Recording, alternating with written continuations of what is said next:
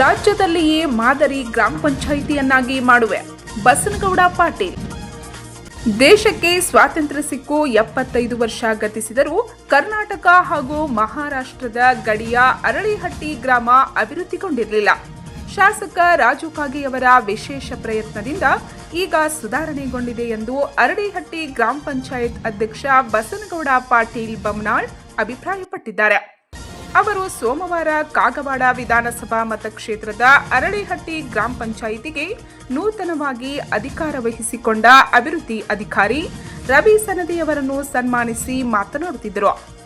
ಮಹಾರಾಷ್ಟ್ರದ ಗಡಿ ಗ್ರಾಮಗಳು ಕಳೆದ ಹಲವು ವರ್ಷಗಳಿಂದ ಮೂಲಭೂತ ಸೌಲಭ್ಯಗಳಿಂದ ವಂಚಿತವಾಗಿದ್ದವು.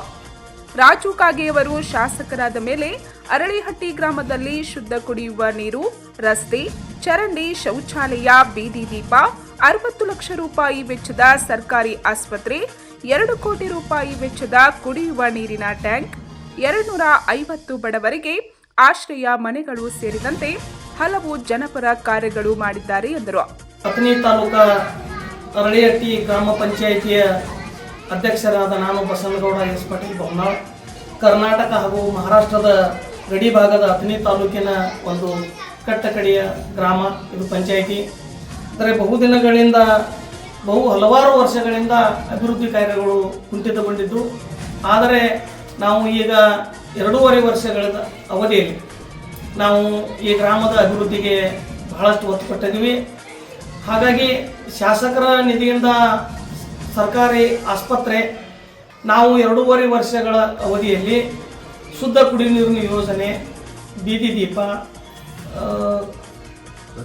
ರಸ್ತೆ ಮತ್ತು ಚರಂಡಿ, ತೋಟಪಟ್ಟಿಗಳ ರಸ್ತೆಗಳು ಹಾಗೂ ಅಂಗನವಾಡಿ ಕಟ್ಟಡ ಇವೆಲ್ಲನೂ ಕೂಡ ಸರ್ಕಾರದಿಂದ ಅನುದಾನವನ್ನು ಪಡೆದು ಮಾಡಿದ್ದೀವಿ. ಮುಂಬರುವ ದಿನಮಾನಗಳಲ್ಲಿ ಇನ್ನಷ್ಟು ಅಭಿವೃದ್ಧಿ ಕಾರ್ಯಗಳನ್ನು ಮಾಡುವ ಮೂಲಕ ಅರಳಿಹಟ್ಟಿ ಗ್ರಾಮವನ್ನು ರಾಜ್ಯದಲ್ಲಿಯೇ ಮಾದರಿ ಗ್ರಾಮವನ್ನಾಗಿ ಮಾಡುವ ಸಂಕಲ್ಪ ಮಾಡಿದ್ದೇನೆ. ಅದಕ್ಕೆ ಗ್ರಾಮದ ಜನರ ಸಹಕಾರ ನೀಡಬೇಕೆಂದರು. ಇನ್ನೂ ಮೂಲಭೂತ ಸೌಕರ್ಯ ಹೆಚ್ಚು ಒತ್ತು ಕೊಡ್ತೀವಿ. ಶಾಸಕರ ಅನುದಾನದಲ್ಲಿ ಸರ್ಕಾರಿ ಆಸ್ಪತ್ರೆಯನ್ನು 60 ಲಕ್ಷ ರೂಗಳಲ್ಲಿ ಇದನ್ನು ನಿರ್ಮಾಣಕ್ಕೆ ಮಂಜೂರಾತಿಯನ್ನು ಪಟ್ಟಿದ್ದರು. ಕೆಲಸ ಪ್ರಾರಂಭ ಐತಿ. ಬಹುಗ್ರಾಮ ಕುಡಿಯುವ ನೀರಿನ ಯೋಜನೆ 23 ಕೋಟಿ ರೂಪಾಯಿಗಳ ಯೋಜನೆ ಬೊಮ್ಮನಾಳ್ ಗ್ರಾಮದಲ್ಲಿ ವಾಟರ್ ಟ್ಯಾಂಕನ್ನು ಕೂಡ ನಿರ್ಮಾಣವಾಗ್ತಾ ಇದೆ. ಹೀಗಾಗಿ ಇನ್ನೂ ಕೂಡ ಮುಂದಿನ ದಿನಮಾನಗಳಲ್ಲಿ ಸರ್ಕಾರದಿಂದ ಯೋಜನೆಯನ್ನು ತಂದು ಅಭಿವೃದ್ಧಿ ಕೆಲಸಕ್ಕೆ ಒತ್ತು ಕೊಡ್ತೀವಿ ಅಂತ ಹೇಳಿ ಈ ಕರ್ನಾಟಕ ರಾಜ್ಯದಲ್ಲಿನೇ ಒಂದು ಮಾದರಿಯ ಗ್ರಾಮ ಪಂಚಾಯಿತಿ ಮಾಡಲಿಕ್ಕೆ ನಾವು ಪಣ ತೊಟ್ಟಿದ್ದೀವಿ. ಅದೇ ರೀತಿ ಶಾಸಕರು ಕೂಡ ನಮಗೆ ಎಲ್ಲ ರೀತಿಯ ಸಹಕಾರವನ್ನು ಮಾಡಿದರು ಮತ್ತು ಈ ಗ್ರಾಮಸ್ಥರು ಕೂಡ ಸಹಕಾರವನ್ನು ಮಾಡಿದರು. ಮುಂದಿನ ದಿನಮಾನಗಳಲ್ಲಿ ನಾನು ಗ್ರಾಮಸ್ಥರಿಗೆ, ಶಾಸಕರಿಗೆ ಅಭಿನಂದನೆಗಳನ್ನು ಹೇಳ್ತೀನಿ. ಮುಂದಿನ ದಿನಮಾನದಲ್ಲಿ ಮತ್ತಷ್ಟು ಕೂಡ ಸರ್ಕಾರದಿಂದ ಸವಲತ್ತುಗಳನ್ನು ಪಡೆದ ಈ ಗ್ರಾಮಕ್ಕೆ ತರ್ತೇನೆ ಅಂತ ಹೇಳ್ತೀನಿ. ನಮಸ್ಕಾರ.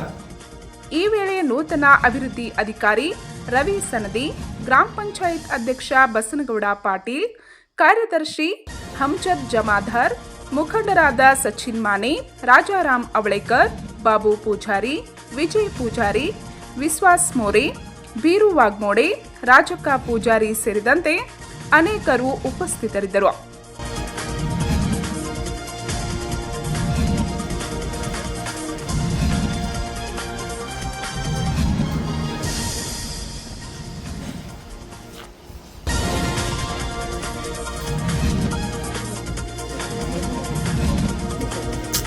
ಗೌಡ